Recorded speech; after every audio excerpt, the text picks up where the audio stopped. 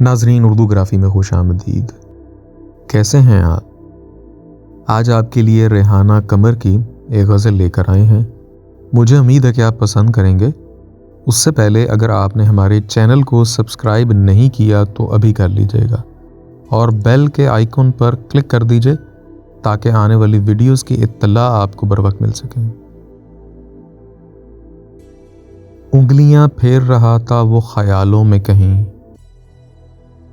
Lumps महसूस हुआ है मेरे बालों में कहीं। अब मेरा साथ नहीं देता प्यादा दिल का, हार जाऊं ना मैं आकर तेरी चालों में कहीं। इस तशख्खुस पे भी रहता है ये धड़का दिल को, खो ना जाऊं मैं तेरे चाहने वालों में कहीं।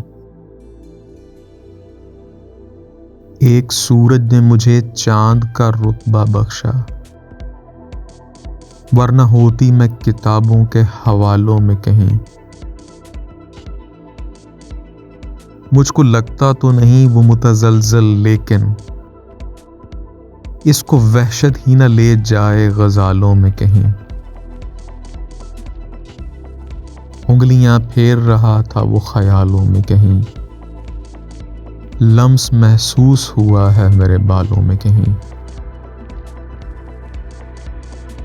जी, तो कैसी लगी आपको रेहाना कमर की ये गज़ल? मुझे उम्मीद है कि पसंद आई होगी।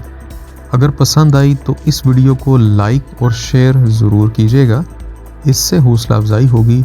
बहुत शुक्रिया।